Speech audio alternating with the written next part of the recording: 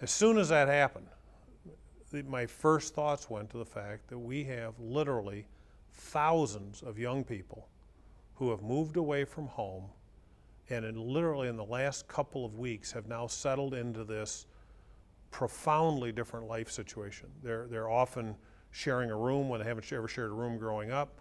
They're on a campus they don't know. They're with people they don't know. They have different roommates. They're trying to find out whether they're really college material in many cases. They think they are. They've been accepted, but they're still working their way through schedules. And I knew this was already a tough time. And all of us can remember that time. It was, we didn't know what level of attack we were under in this country, and they're away from home. And I felt it was absolutely critical to gather the community together quickly.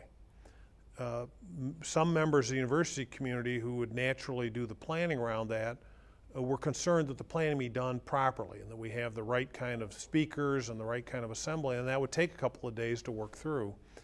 And I just said, no, we'll meet, and we kind of set it up as a little bit of a negotiation about what exact time in the afternoon we were going to gather, and we gathered at the Cook Caroline Tower, which was unambiguously, it is the center of campus. And so I knew we had to gather the community together. And I know that did great good for the campus to give us a place together to reflect, to pray, to simply be with each other and give each other the kind of support that is appropriate in that kind of setting. The somewhat controversial decision, and I wouldn't say huge controversy, but we got a little bit of I got a little bit of negative feedback, was we kept classes going.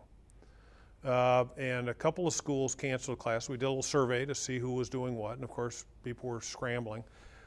And that also was rooted in the students because I believe firmly that this was going to be such a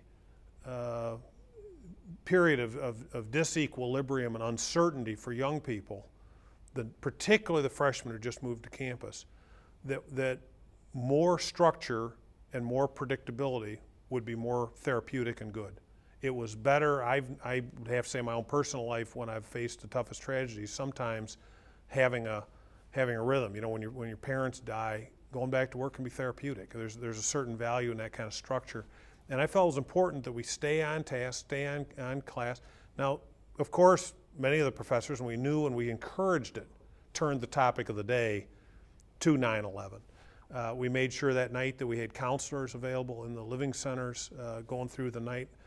It cemented my love and admiration for those resident assistants and multicultural assistants. They were spectacular. They were just gold because they had to, embrace and hold on to some pretty,